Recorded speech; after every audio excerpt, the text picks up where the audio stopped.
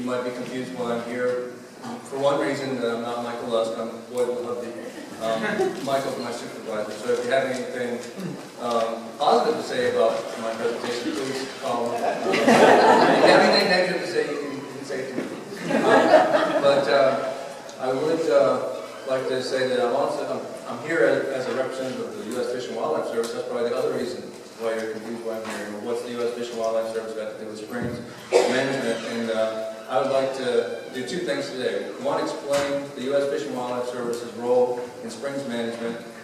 And the other thing I'd like to do is kind of address some of these questions in a little bit of a different way, at least locally at Three Sisters and Crystal River National Wildlife Refuge, where we manage springs for the U.S. Fish and Wildlife Service. So I'm sorry I have to kind of read notes so I don't skip over anything, but I'd like to start by saying the mission of the U.S. Fish and Wildlife Service is to work with others to protect wildlife, fish, plants, and their habitats for the continuing benefit of the American people. And that kind of gives you some lead-in as to why I'm here. But some of you may not be familiar with the U.S. Fish and Wildlife Service, and protecting wildlife in the U.S. is our goal. So I will try to explain how the agency is set up. The U.S. Fish and Wildlife Service is part of the Department of the Interior, which includes the USGS. Many of you have heard of, I'm sure, the National Park Service. They get all the big funding and everything, but we're in the same agency as the National Park Service. And there are many other bureaus in the agency as well. I work for one of the better-known parts of the Fish and Wildlife Service, which is broken up into many different divisions, the National Wildlife Refuge System. There are other divisions of the U.S. Fish and Wildlife Service. They include ecological services, migratory birds, the Office of Law Enforcement, the National Fish Hatchery System, duck stand programs, and on and on. So there's a lot of government there. The National Wildlife Refuge System includes over 560 different refuges across the nation. Crystal River National Wildlife Refuge Complex, where I'm from, includes 5 of those refuges. The refuge name, Crystal River, comes from what used to be a very crystal clear river that flows from the town of Crystal River out to the Gulf of Mexico. And I'd just like to get a show of hands. How many people have been to Crystal River or the springs there? Okay. And then how many of you have been to Three Sisters Spring? Oh, that's great. I'm glad to see so many people have been there. Well, so you're familiar with much of what I'm talking about. But our refuge complex only has a staff of 10 folks. We span an area from Crystal River all the way to Tampa Bay, and we manage 5 refuges in that area, so we have a lot of ground to cover. One of the issues that is complex for our refuge is that we span that great distance, but we also manage 2 springs. One I mentioned, Three Sisters Springs, and the other one is King Spring in Kings Bay, part of the headwaters, if you will, of the Crystal River. So a little bit more background for National Wildlife Refuges. Most National Wildlife Refuges don't have that authority or that responsibility to manage springs. In fact, in Florida, that holds true. Most of the springs in Florida are managed obviously by the state, Department of Environmental Protection, or other state agencies. But I would argue that Crystal River National Wildlife Refuge in the nation probably has more involvement, controversy, and public interest associated around springs than any other National Wildlife Refuge in the nation, and really most public land agencies in the nation. So if you've read the paper recently, you've probably heard about some of the controversy associated with Crystal River and Three Sisters Springs and other springs there. But the U.S. Fish and Wildlife Service is involved with springs management at Crystal River due to our responsibility to protect and recover the endangered manatee, a species that was on the brink of extinction during most of the 1900s. In Crystal River, springs conservation is important for the continued preservation of this species, which travels to the warm water springs of the refuge to survive the winter. So our management of springs there at Crystal River revolves around either preserving or enhancing the habitat for the manatee. Some of the management activities that we will implement there at Crystal River during different times of the year includes enforcing seasonal closures of springs and other areas in Kings Bay. And these areas are called manatee sanctuary. We also temporarily close certain areas during the winter season completely from public entry.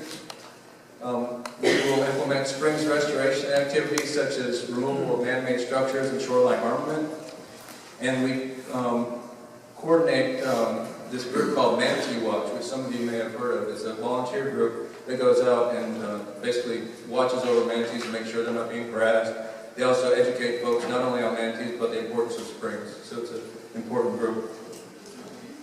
These activities are done in collaboration with another division of Fish and Wildlife Service that I mentioned earlier, called Ecological Services, which is responsible for the administration of the Endangered Species Act.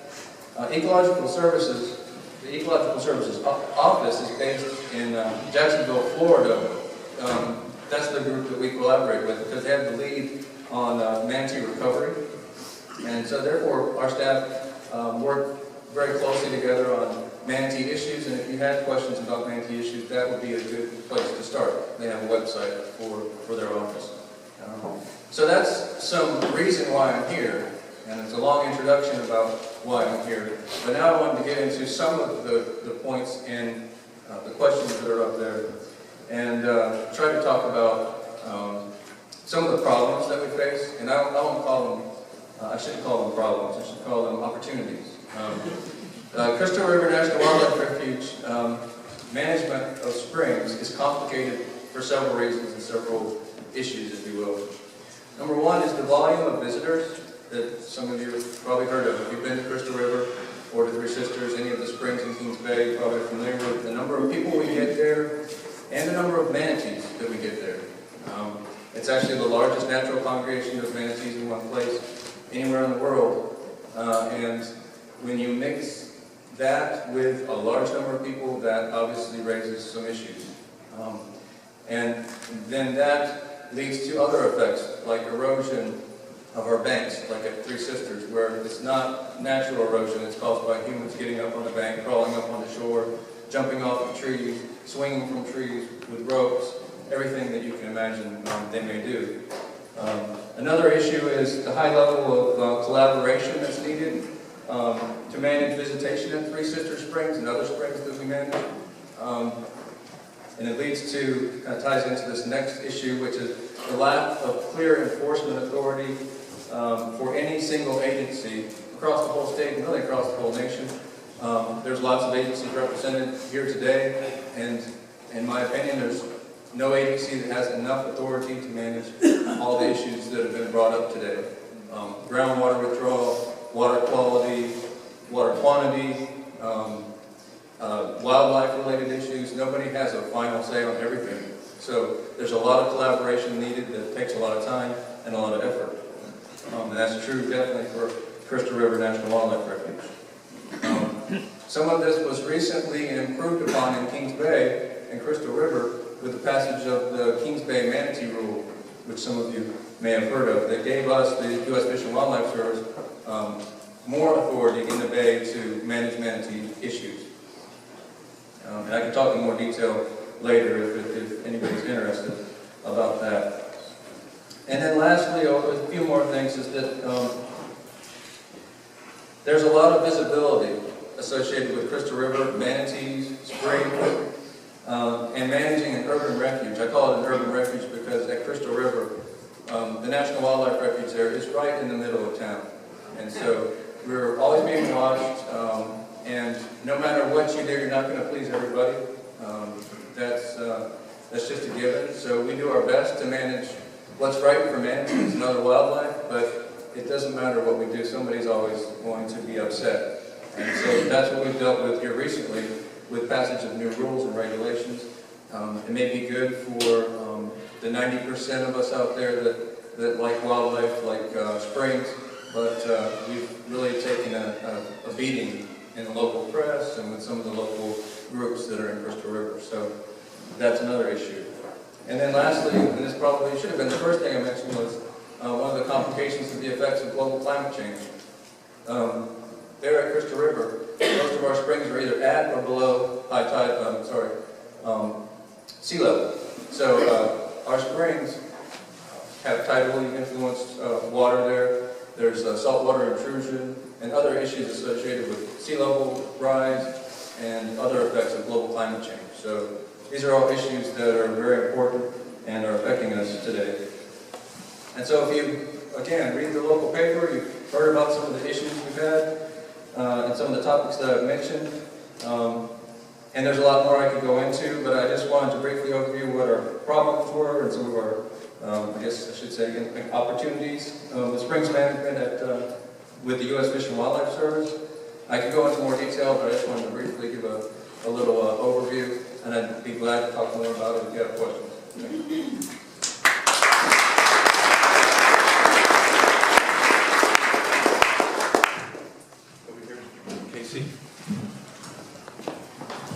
Thanks, Bob.